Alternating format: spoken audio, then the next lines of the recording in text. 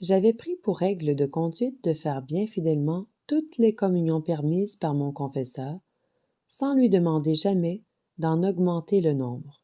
Aujourd'hui, je m'y prendrais d'une autre façon, car je suis bien sûre qu'une âme doit dire à son confesseur l'attrait qu'elle sent à recevoir son Dieu.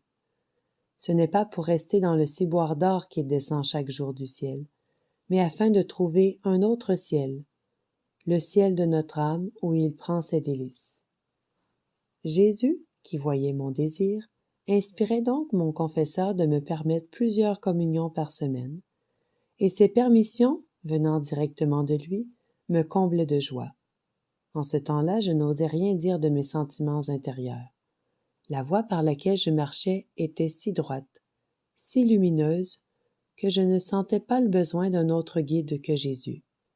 Je comparais les directeurs à des miroirs fidèles qui reflétaient notre Seigneur dans les âmes, et je pensais que pour moi, le bon Dieu ne se servait pas d'intermédiaire, mais agissait directement.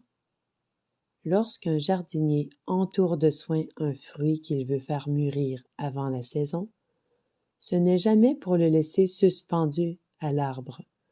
C'est afin de le présenter sur une table richement servie.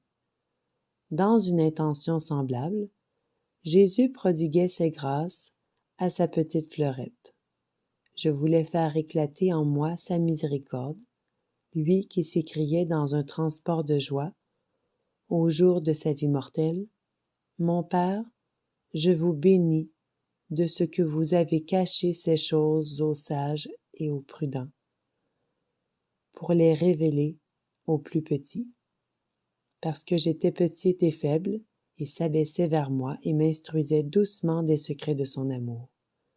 Comme le dit saint Jean de la Croix dans son Cantique de l'âme, « Je n'avais ni guide ni lumière, excepté celle qui brillait dans mon cœur.